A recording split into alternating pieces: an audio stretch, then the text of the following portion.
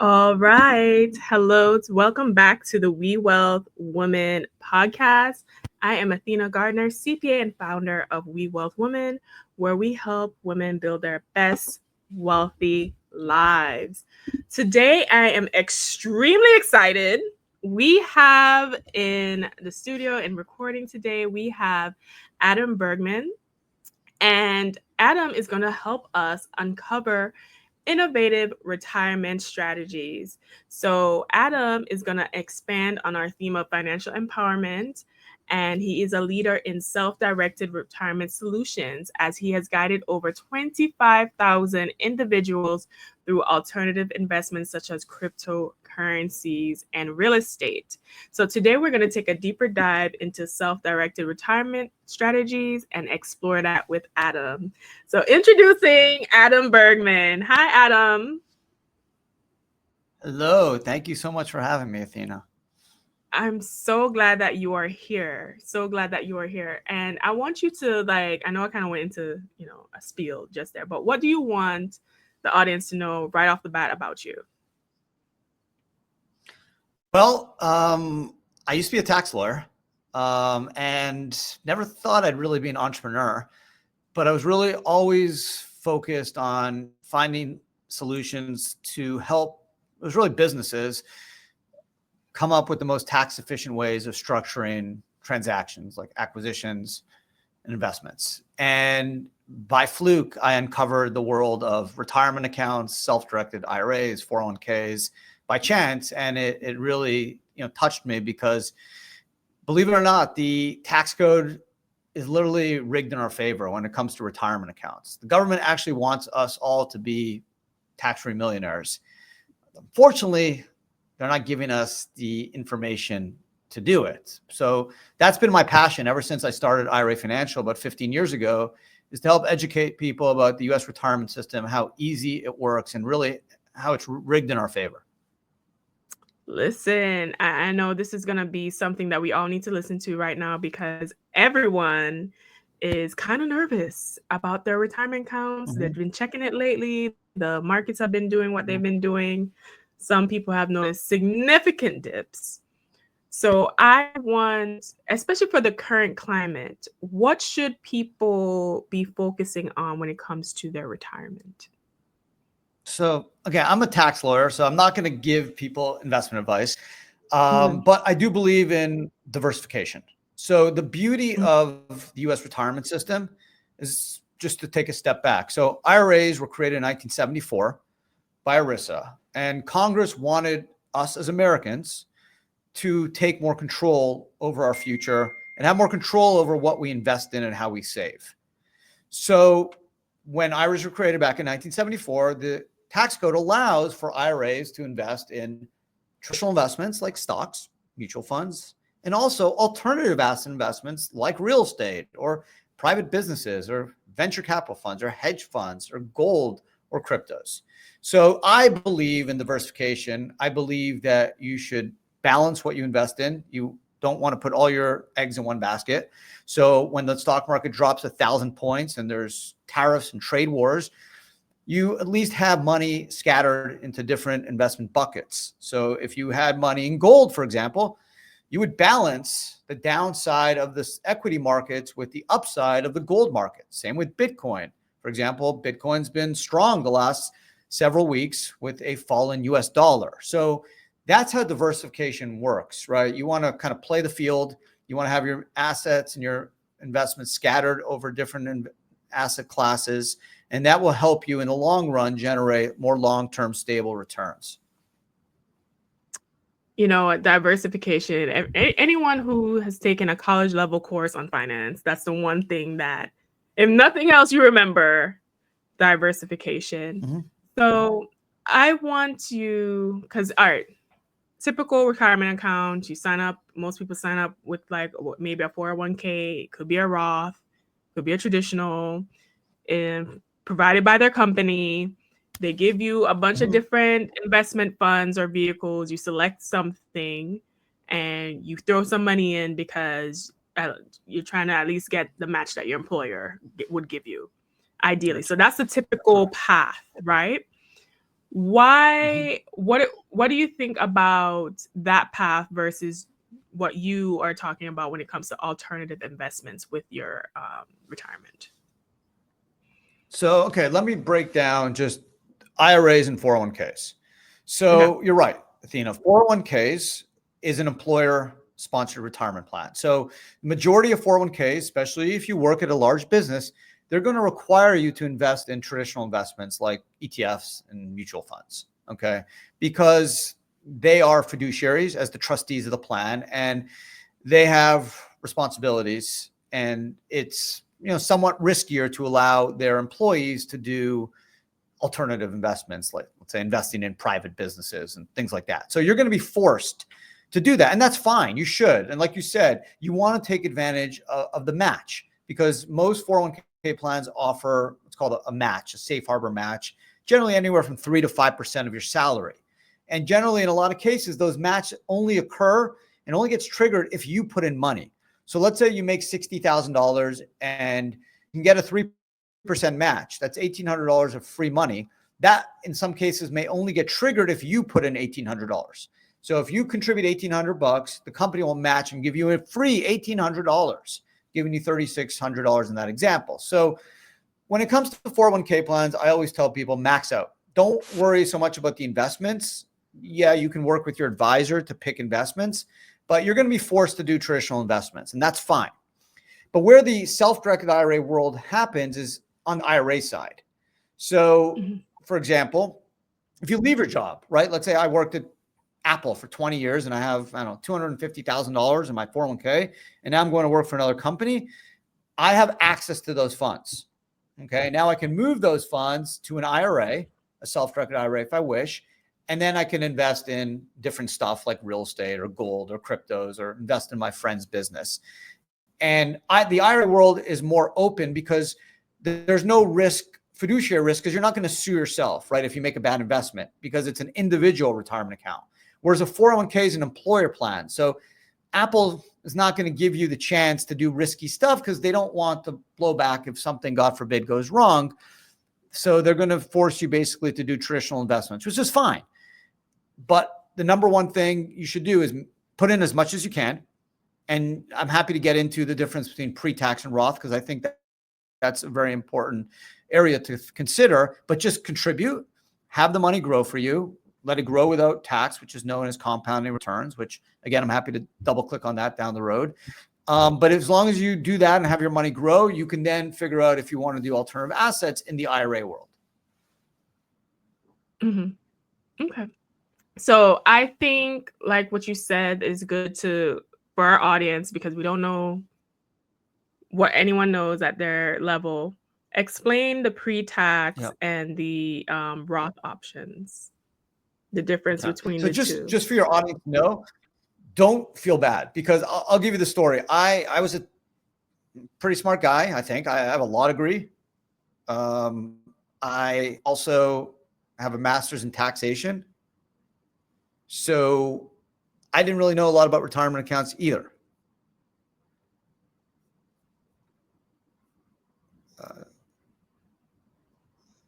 Yeah, you're still on. I'm still on. Okay, sorry. I thought I lost you. Okay, so let me just take a step back. So I consider myself pretty smart. I have a law degree, a master's in taxation, and I had no idea that you can actually use your retirement account to invest in alternative assets. Okay, I thought you had to buy stocks and mutual funds, and I only uncovered that by fluke because I had a client that was trying to invest in a hedge fund with his retirement money, and I didn't even know you can do it. So don't feel bad. This is stuff that's not taught in school. It's not taught in college. I wasn't even able to take one law school class about retirement accounts. Okay, so what I'm going to tell you is not complicated. Unfortunately, it's not taught to us for whatever reason. Hopefully, we can change that. But here it is in 2 minutes or less. An IRA could be pre-tax or Roth. A traditional IRA is pre-tax, meaning you get a tax deduction for the money you put in, which in 2025 is $7,000 or $8,000 if you're over 50. Okay, and that means you get a tax deduction. So if you make $60,000 a year and you put $5,000 in your IRA, pre-tax, you pay tax on $55,000, which is good. Now, that money in the IRA grows without tax. So let's say you buy a stock for $5,000 and it goes up to $10,000, you sell it, all the gains go back to the IRA without tax. But here's the catch. When you pull it out after 59.5, you have to pay tax on what you pull out. If you pull it out before 59.5, you have to pay tax and a 10% penalty. So that's the catch. Now, Roth IRA was created in 1997 by Senator Roth, and it's kind of the opposite of the pre-tax. You don't get a tax deduction for making Roth contributions, but so long as you're 59.5 and the Roth's been open 5 years, you can pull everything out tax-free. So meaning if you bought Bitcoin at $3,000 and it went up to $1 million, tax-free, you can pull it back into your IRA. What? Oh my God. Like, that is so amazing. So is that your strategy, and is that what you try to promote to people when it comes to alternative investments, is structured in a way where it's like as tax-free as much as possible? Yeah, I personally, like, I wrote a book, In God We Trust and Roth We Prosper. I love the title. I'm a big Rother. All my retirement money's in Roth. I've converted all my 401k money to Roth. All my contributions to the IRA financial plan, Roth. I do a Roth IRA each year. So just because you can contribute to a company plan, you can also do a Roth IRA. Okay, even if you make a lot of money and you're a high income earner, you can do what's called a backdoor Roth IRA, which allows you to still do a Roth IRA. So even if you max out at your employer plan and the max out is 23,500 or 31,000 if you're over 50 this year, you can still do a Roth IRA of $7,000 or $8,000 if you're over 50. Yeah. And do you recommend people to, even if they have an employee plan, to still have a IRA account? Do you recommend that? If you can, yeah. I mean, the more you can put away, listen, if you're going to save, whether you save $1 or $20,000, you should do it in a retirement plan. Whether it's a 401k or an IRA, that's up to you. The IRA gives you more investment flexibility. But the 401k will do the match. So if you can, you want to do both. If you can only do one and you have a 401k, do the 401k because you're going to get free money with the match. You can worry about doing the alt investments down the road as you build up a bigger retirement account, but there's no right or wrong. The most important thing is these three things: is start as early as you can, be consistent, put away as much money as you can each year, and then trust the process. Be patient and watch the money grow based off the power of compounding returns. Okay. And another thing I was curious about, because I know with the IRA, and I was always curious, why is the IRA amount that we can contribute so much less than if we did it through an employer, right? Because what you said, with the IRA, you only get like up to 7,000, and with the employer, you get to put away like 23,000. Why did they write the code that way? Good question. Not really sure. I think the idea was they wanted to incentivize companies to offer these benefits to their employees. I don't know. But again, you can do an employer IRA. It's something called a SEP IRA or a simple IRA, which actually will let you put away more money than just a traditional or Roth. But it's a great question, Athena. I honestly don't know the answer. So I think what you do I'm just curious. I'm like, why right? they You can do do like both. that? Yeah. My understanding, you can do both. Obviously, that's the good news. I'm not a retirement expert, right? But my understanding with the SEP and the simple plans, you had to be a business owner. You actually had to have your own business in order for you to use those plans. Is that correct? That is correct. You need to be an employer to offer a SEP or simple. But so for example, if you were to have your own LLC or your own S Corp, then you could essentially, put yourself on your own employer retirement account and contribute money through that way. And then the amount you can contribute is significantly more than if you just did the IRA alone, correct? Right. Correct. So a SEP IRA will give you in 25, 70K up max, but it's a profit sharing, meaning if you're a sole proprietor or single member LLC, it's 20% of your net Schedule C. So if you make 100K net Schedule C, you can max 20K. If you're a C or S Corp, W-2, it's 25% of your W-2. So if you had 100K W-2, you could do 25% or 25,000. But there's something better, and that's called a solo 401K. So I've never heard of that. Extra 2000. Yeah. So it's like a 401k, like you worked at Apple or Tesla. But in 2001, the Extra, the Economic Growth Tax Relief Reconciliation Act, was passed. And what it did is it added a lot of exciting powers to a KEO, or essentially a profit sharing 401k. And it basically said, if you're a sole proprietor, a single member LLC, a C Corp, S Corp, if you have no full-time employees other than yourself or a spouse, you can do a solo K, which will allow you to go up to 70,000 or 77,500 if you're over 50. But unlike a SEP IRA, which is just a pure profit sharing plan, right? It's just 20% of your Schedule C or 25% of your W-2. It adds employee deferral. So it adds that same amount you can put away if you worked at Tesla or Apple, the 23.5 if you're under 50, dollar for dollar, or 31,000 if you're over 50, plus the profit sharing. So if I give you, so for example, let's say Adam, I made 100K, Schedule C, I'm a podcaster, right? And I work by myself. If I had a SEP IRA, I'd only be able to do 20,000 bucks. I'm under 50 and I'm a sole proprietor. If I did a solo K, I'd be able to do 23,500 plus 20,000, so 43,500. So I can almost double what I put in. And then the simple IRA is kind of like a poor man's 401k. It's only going to give you around 14,000 bucks a year to put in. So most people will generally go for the solo K over the SEP over the last 25 years. Wow. I've never heard of a solo K. Yeah. I know. Oh my God. That's the whole point. This is the failure of our educational system. Yeah. I know. I was like, why don't we have like retirement insurance, financial planning in like high school? Yeah, we should. Like 100%, at least. Like those, in great, in your year. I don't even think you even have that in college, right? No, they don't. And again, I went to law school and I did an extra year of master in taxation. I didn't take one. They didn't offer one class on 401ks, IRAs, anything. Zero. Crazy. I know. Some may say that, the government's not really interested in educating us in that way. You have to kind of like figure out these things on your own and be in circles to really benefit in that way. Yeah. So, WeWealth Women podcast, right. we focus a lot more on, obviously most of our listeners are women, even though a lot of men surprisingly listen to this. What do women need to consider when it comes to retirement and retirement strategy? Are there any unique things that we need to know that may be different, or is the advice the same either way? Is there anything to consider? Good question.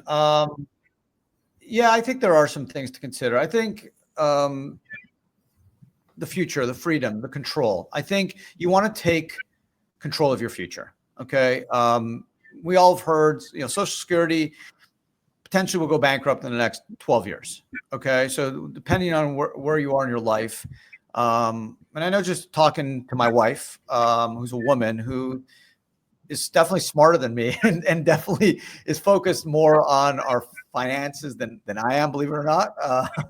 I spend a lot of time working and writing. I've written 9 books. Like, I write a lot and I do a lot of research. And my wife's smarter than me when it comes to finances. She kind of plans everything, but I think she's just more cautious of what will be the future. So I think as a woman, women tend to be, more thoughtful and smarter, long-term thinker than men are. So I think it's important to understand that you have to take control of your future. You can't wait on the government. You believe that the government's going to be there for you. And the beauty of the U.S. retirement system is it works. Okay. And I mentioned this earlier. It's rigged in our favor. The problem is no one knows about it. It's not taught to us. But when I say it's rigged in our favor, I mean it. Why? Because it's based off the principles of compounding returns. And if you don't trust me, Albert Einstein said compounding returns was the 8th wonder of the world. What compounding returns is simple. Your money grows faster when it's not subject to tax, right? That's the power of 72. Your money will double every 9 years, assuming an 8% rate of return. If you can get a 10% rate of return, your money will double every 7.2 years. And it just makes sense, right? If you make $100 and you pay the government 20%, you're left with 80. And if you do that over 20 years, you're going to have a lot less money than if you earn $100 and earn 20%. And that 120 just was able to grow and grow and grow and never be subject to tax. You're going to be able to triple or quadruple what you would have if you were subject to tax. So I always tell people, listen, the beauty of the retirement system is it lets you invest in almost anything you want. There's only 3 things you can't invest in. That's it. Life insurance with an IRA. You could in a 401k, not in an IRA. You can't buy collectibles like art. And thirdly, you can't do anything that in any way directly or indirectly personally benefits you, your lineal descendants, your parents, your children, your spouse, daughter-in-law, son-in-law, or any entities 50% or more controlled by such persons, right? So what does that mean? It means you can't buy a house and live in it with your IRA. You can't buy yourself a Rolex watch. You can't take your family to Disney in your IRA. Okay, so whatever your IRA does has to benefit the IRA. So yeah, it could buy Bitcoin, it could buy real estate, it could buy gold, it could invest in your brother's business, your friend's business, your cousin's business. It could invest in an investment fund, a real estate fund, a hedge fund, venture capital fund. It could do hard money loans. Like it could do everything but those 3 things. So as a woman and someone that is looking to the future, whether you have kids or whether you're more a mom already or your grandma, whatever it is, wherever you are in your life, if you want to look in the next 10, 15, 20 years, I think it's important to say, okay, there's only so much that the government can do for me. And that's Social Security, whether it will be there or not. I need to take control. And the government has given us all the tools to get rich in the retirement system. And it doesn't matter if you buy stocks or real estate or crypto, it doesn't matter. Because if you diversify, you should get around 10% annual rate of return over your lifetime. If you look at the S&P 500, which is the accumulation of 500 of the largest companies that are publicly traded, over the last 100 years, it's averaged over 10% rate of return. Okay, so if you just threw all your money in the S&P 500 for the next 20, 30, or 40 years, you can assume 10% rate of return. So you're going to be fine. The key is just understanding, hey, should I set up a SEP, a solo? Should it be a traditional or Roth? Once you understand like what retirement account you want to use, then you just need to kind of keep feeding the account each year, and it's going to grow, and that's how you're going to be able to build real wealth for your family. Amazing. So I guess that's where you come in, right? Can you talk about the service that you provide your clients? I'm all curious. Are you seeing mostly men? Are you seeing mostly women? Are you seeing couples? Like who? Like what is your clientele mostly comprised of? Yeah, so it's really all the above. I mean, it's a mix because I think from a self-directed IRA standpoint. So what's a self-directed IRA, right? It's an IRA. Like when IRAs were created in 1974, if you open the tax code and look at section 408, which discusses the taxation of IRAs, you're not going to see the word self-directed. What is it? It's just an IRA that lets you invest in alternative assets, okay? Non-traditional, non-stocks. So Vanguard, Schwab, Fidelity, all the large financial institutions, they don't make money when you buy real estate, right? They make money when you buy their products. And that's their business model. And God bless them, right? They sell investment advice, they sell mutual funds, sell stocks, sell ETFs, and that's their business model.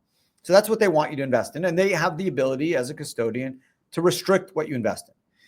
When IRAs were created in 1974, by the same token, the alternative asset world was also created. The self-directed IRA world was created. And companies like IRA Financial, we don't sell products, right?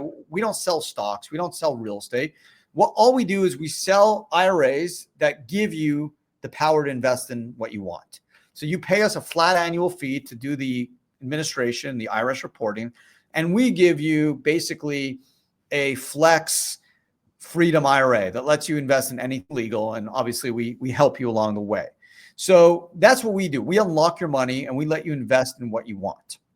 So most of our clients come to us with investments in mind, saying, hey, my friend has a business I want to invest in, or my neighbor needs some money instead of a mortgage. I'll lend the neighbor the money, or there's a house down my street that's cheap. I'm going to buy it in my IRA and flip it, or or hey, I like to travel to Mexico and I want to buy an Airbnb to use, not to use, to rent out.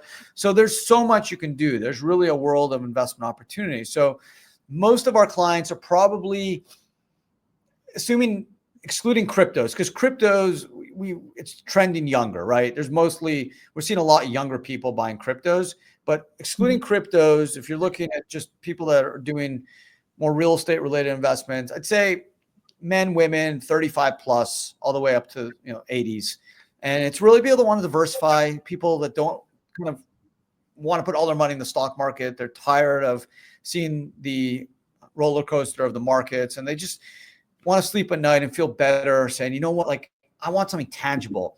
I want a hard asset, whether it's gold, whether it's real estate. I want to know what I own so I can drive by the house and be like, hey, I own this house. I'm getting $1,000 a month rental income, tax-free in my IRA. I can always sell the house. And it's really people that want to have a little more control. I think that is very interesting because, I've been having these different conversations with people who are real estate investors, but I don't think they know that they can do their real estate investing with using like retirement funds or money that they set aside for retirement. Because I think that's like a double, you win even more because you're getting the cash flow from the real estate, but you're also, it's tax free, or, the benefits of your retirement account, and using those dollars, like maximizing like the use of those dollars. So I think that is, very enlightening because all of that is something I've never heard of before. Yeah. And for women entrepreneurs, I mean, there's structures where you can use your retirement account to fund your business, right? So as a woman, I've been in contact with a lot of women who struggle to get fundraising for their business for whatever reason. And I always say, listen, you have the ability to tap into your retirement account in a tax efficient way. So if you're going to own less than 50% of your startup, you can do a self-directed IRA and invest directly into your business. If you're going to own more than 50%, there's other ways. You can do a loan out of your 401k. If you need less than 50K, potentially you can borrow against your 401k. If you need more than 50K, you can do something called a ROBS that allows you a structure to allow your retirement account to invest directly into your business, even if you're going more than 50% and tax efficiently, right? If you said, you know what, I want to tap into my retirement account to start a business, and you're under 59 and a half years old, you're going to pay tax and a 10% penalty on what you pull out.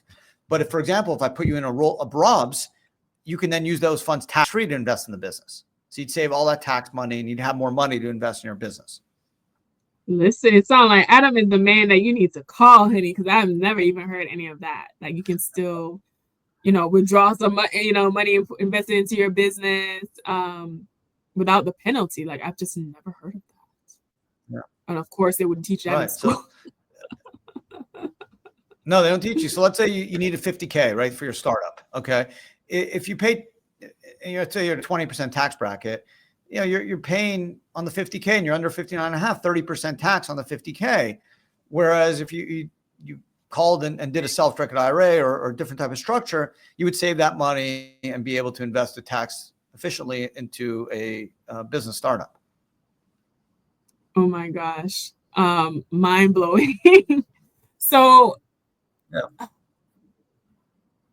I want you to share some of your final thoughts. I want you to share what your final thoughts on retirement of today, planning for tomorrow. And I also want you to share like your resources, like what books or services or products that you have that we can even support and learn more about all of this. Yeah. So I'm going to give you guys just a couple examples. And I think this will blow people away because people don't understand the power of the retirement system. I get this all the time. Well, Adam, like I don't make that much money, and you think everyone's rich and everyone can put away, $7,000 a year or more, and it's unreasonable, and I have bills to pay, and and I'm just not going to do it. There's no point. I'll just deal with this in the future. And then that's a loser mentality. So here are the numbers.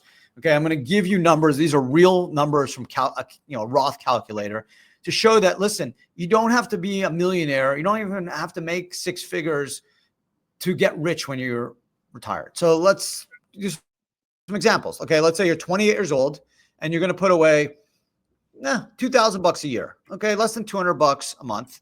Okay, and you're going to retire at age 72. And let's say you get an 8.5% rate of return. Okay, which is conservative.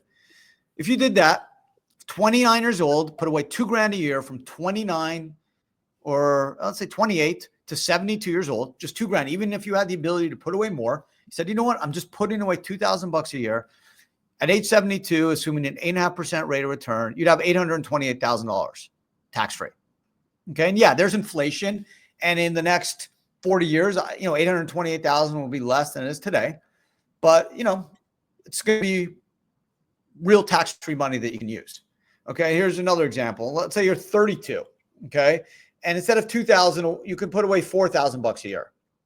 Again, to 72, 8.5% rate of return. You'll have $1.18 million tax-free. Okay, so that's compounding returns. So if you're listening to this podcast, the three things you should take away is it's never too late to start. And if you can do it in a 401k, you'll be able to put away more than 4K, get that free match. Because if you put away 4K, your employer can give you the 4,000 match. Now you have 8,000, right? So start as early as you can, be consistent. Okay. Even if you have a tough year and you're like, oh man, I can't put away $2,000, put away $100, put away $50, keep your good habits flowing. And thirdly, just wait. Time is on your side. Okay. When it comes to the retirement system, this is a long-term play. It's not a get rich quick thing. This is for your future. It's for your kids' future. And then another thing, Athena, is in the Roth IRA world is, let's say you pass and you have money in your IRA, it goes to your spouse tax-free. And if your spouse passes, then your kids will have 10 years tax-free to pull the money out. So this is a great legacy gift for your family too. So yes, you can get money, you can get rich, and you can invest in anything you want except really three small things, and take control. Don't say, I'll do it tomorrow. I'll do it next year. I don't have enough money. Go open an IRA, whether it's with IRA Financial or Fidelity or Schwab, doesn't matter. Put $1 in, put $5 in, just start. It's easy. And you're going to see, you don't need to check your statements every week. Check it every 3-4 months. Invest in what you feel comfortable with. The money will grow. This is how smart people get rich. Okay. Unfortunately, it's not taught to everyone. Smart people understand this. I have a lot of clients. I have over $4 billion in assets. Okay. And guess what? I have a lot of clients that started with 5, 10, and 15 grand and have in the millions in a retirement account because they understood these rules. Oh my God. That is very encouraging.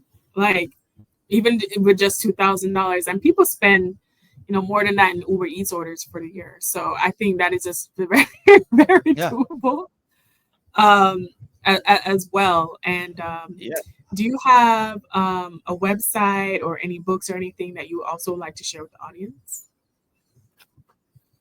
Yeah, I've written 9 books. I don't want to put people to sleep, so I'm not.